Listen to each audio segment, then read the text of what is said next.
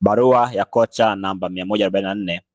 Wanaokukosoa watakuwa sahihi, lakini usiruhusu wakukwamishe. Rafiki yangu mpendwa, moja ya vitu ambavyo naendelea kusisitiza sana kwenye Safari ya Mafanikio ni kwamba kinachowakwamisha watu wengi sio vitu vya nje, bali ni hali ya ndani, ni maamuzi ya ndani, ni kile mtu ambacho anaona ndani yake.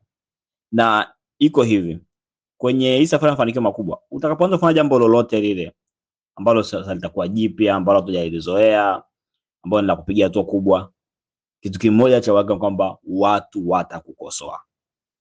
Watu wataona makosa unafanya, wataona udhaifu ulioko nao, wataona wapi unaharibu. Hiyo ni uhakika.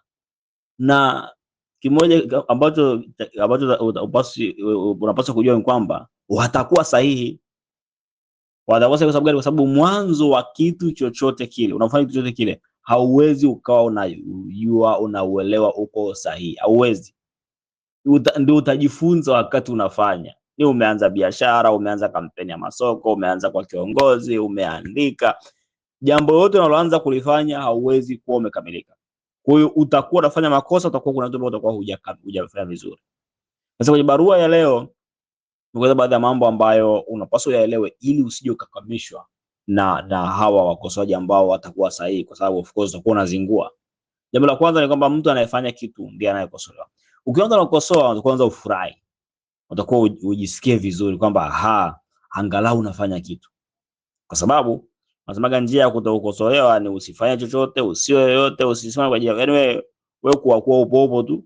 Ama tutakosoa. Yaani labda tutasema tu, labda watasema of course mbona unazingua, lakini mtu atakuja aanze kukosoa, kukuattack kama unafanya jambo lote kubwa. Kwa hiyo ukiona watu wanakukosoa, maana ni dalili nzuri kwamba kuna kitu kikubwa tofauti unachokifanya. Na hiyo ni dalili nzuri kwamba uko kwenye safari ya kufanikiwa.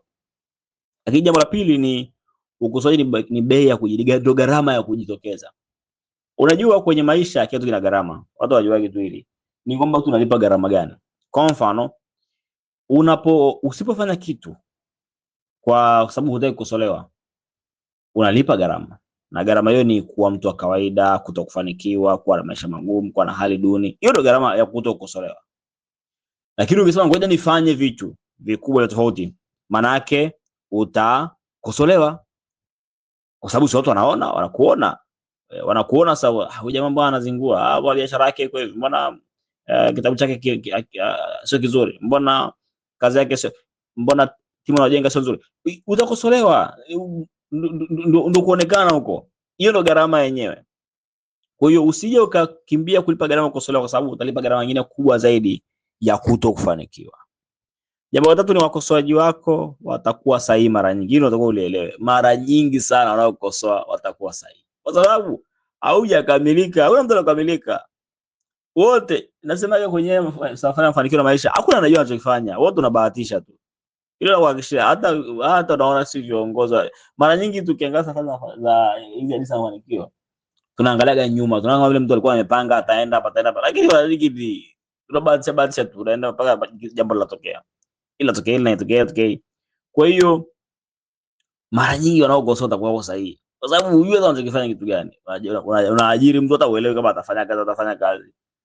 Unaanza kampeni labda fulani ya masoko, hujui kama atafanya kazi.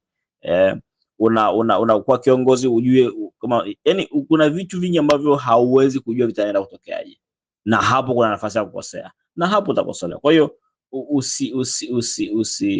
usije ukakwamishwa sababu kwa hiyo jamaa alikuwa sahihi bwana, mimi siwezi usiji. No. Ni sehemu ya hii safari. Lakini jambo ni hatari ya kutafuta ukamilifu. Kusubiri paka ukamilike ndo uanze jambo, au utakuja kuanza. Hauwezi kuwa umekamilika, una taarifa zote na kila kitu. Haiwezi kutokea. Hizi ambavyo mafanikio kama nilivyosema, unaenda karibu unaendelea kukusanya taarifa. Hautafika sehemu moja kwamba nimeshajiandaa kila kitu. Hata ufanyeje, bado unaweza kuwa uvijui, bado hujakamilika kwa hiyo ni kujifunza. Na cha mwisho ni kazi yako si kufurahisha wakosoaji. Lazima ujue kwenye maisha unataka kufurahisha nani. Sasa hiyo ndio sehemu ya kwanza sasa usifanye mafanikio. Na unataka kumfurahisha nani kwani? Unataka kufurahisha wakosoaji kwamba basi nisifanye ili mfurahi, sio kama sikosei, au unataka kujifurahisha wewe kwamba unataka upige hatua fulani kwenye maisha yako. Lazima uanzie hapo.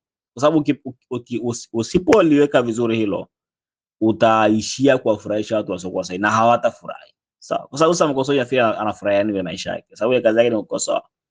Wewe usifanye sio kwamba anafurahi, yani ni kwamba pia ni unapoza muda wako bure. Kwa hiyo tambua kwamba una kazi moja kuu ya kumfurahisha nani? Wewe.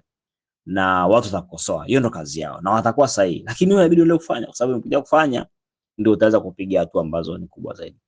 Ingia